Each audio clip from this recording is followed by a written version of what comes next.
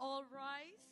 The President of the Republic of Indonesia, ASEAN leaders, and Prime Minister of Canada arrives at the venue.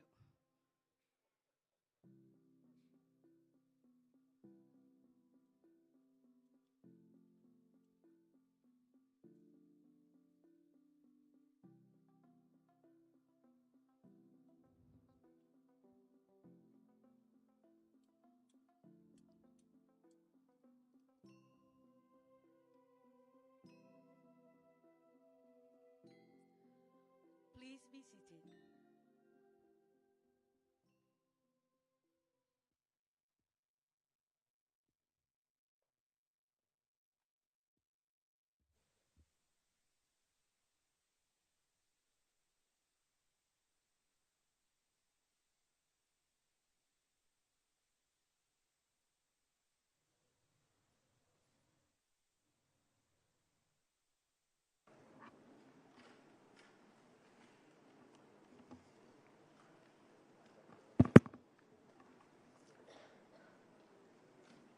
Yang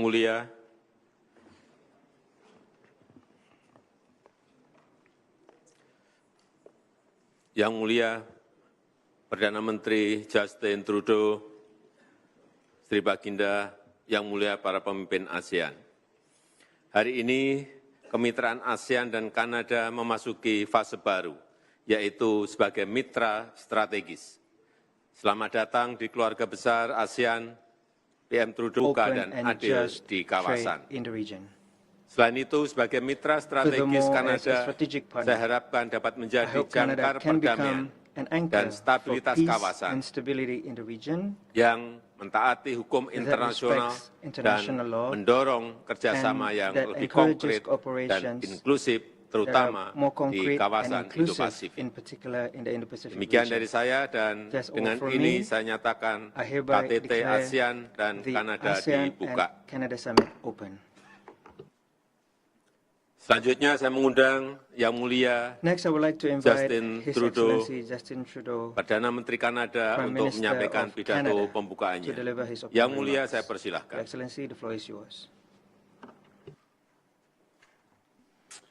Thank you very much, President Widodo, for your welcome here to this ASEAN summit. As always, the hospitality of the Indonesian people is legendary and much appreciated. I want to give a shout out and a thank you to Malaysia right now for your support and guidance as Canada's country coordinator here at ASEAN.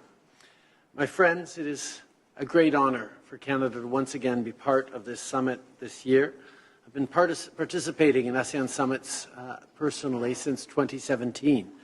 This is my second time visiting Indonesia in a year, and some of you may know a number of ministers from our government have been engaged recently in all of your different countries across the region. Canada and ASEAN now count more than 45 years of partnership. And this week marks a historic milestone, as alluded to by Joko, the launch of the ASEAN-Canada Strategic Partnership. C'est une étape déterminante dans notre relation avec le lancement du partenariat stratégique entre le Canada et l'Association des Nations de l'Asie du Sud-Est. Canada is a Pacific nation. The Indo-Pacific is our neighborhood. This partnership truly matters to us, and Canada deeply respects the centrality of ASEAN to this region. Canada's Indo-Pacific strategy and ASEAN's outlook on the Indo-Pacific are aligned. We share clear commitments to peace and stability, openness and transparency, to development and economic cooperation, and to an understanding that international rules are essential for growth. Canada is committed to increasing our engagement and being an even more active presence in the region.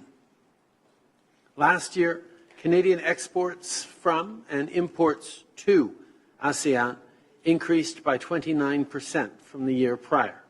That's great, but we need to do even more. In the nearer term, Canada looks forward to concluding a Canada-ASEAN free trade agreement. In the longer term, Canada would very much like to join ASEAN-led mechanisms such as the East Asia Summit and the ASEAN Defence Ministers Meeting Plus. But in the meantime, we will continue our support for the Canada-ASEAN scholarships and educational exchanges, the ASEAN-Canada Plan of Action, and the Women, Peace and Security Agenda in ASEAN, as well as for international assistance to eligible ASEAN members. Now, these past years have been difficult all around the world, but they've also shown us just how interconnected we all are, whether it's because of the pandemic, natural disasters, or conflicts. We're seeing it with Russia's war in Ukraine, which is exacerbating challenges like food insecurity right around the world, including here in this region. I welcome the release of a joint statement about cooperating more closely on food security in the coming years.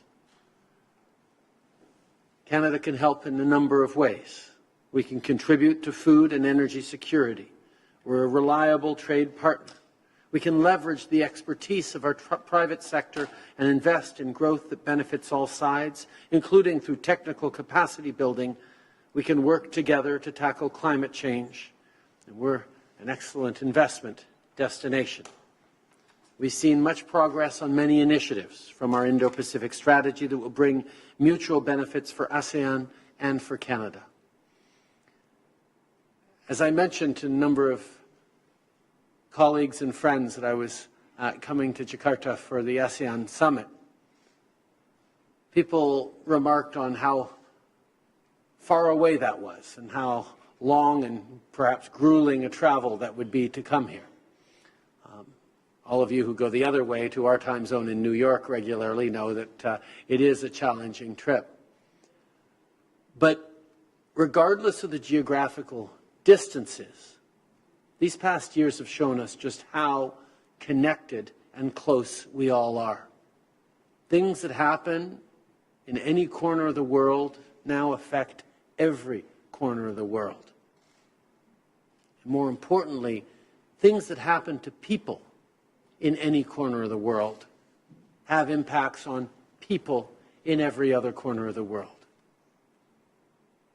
And when we look around at the challenges each of us face, whether it's from extreme weather events, whether it's from the rapid pace of technological change, whether it's from conflict or economic insecurity as families and communities wonder how long their jobs are going to last, whether there's prosperity for them, all of us are facing the same challenges. Affordability, concerns about the future, concerns that maybe the institutions we built over the past decades are not up to the challenge of meeting the moments of the coming decades.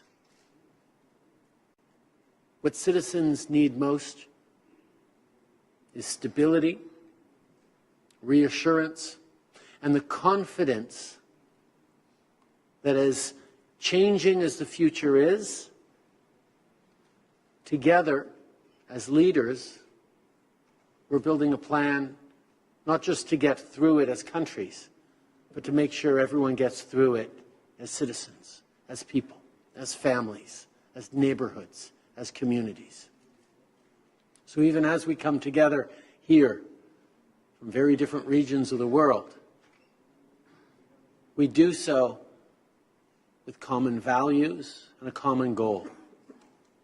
To make sure that the promise of progress that drives all of our countries, the idea that the hard work of one generation leads to better opportunities and better outcomes for the next generation, well, to make sure that that promise continues to hold true in an uncertain and sometimes scary world.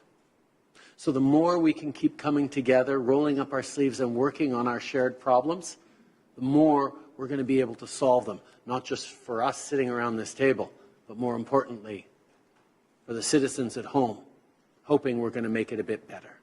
That's what gathers us here. That's why I'm so pleased to be a strategic partner at ASEAN, because it means good opportunities here for people in ASEAN, but also good opportunities for people back home in Canada. And that is what keeps us moving forward. Merci beaucoup, mes chers amis.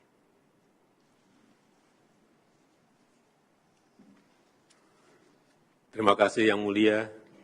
Thank you, Your Selanjutnya Excellency. sebelum kita mulai sesi pleno Next, yang akan before we dilakukan secara proceed to the tertutup, plenary session, dengan hormat which saya will be mohon carried out awak behind closed media doors, untuk I meninggalkan respectfully ruangan request pertemuan. members of the Terima kasih. media to exit the meeting room. Thank you.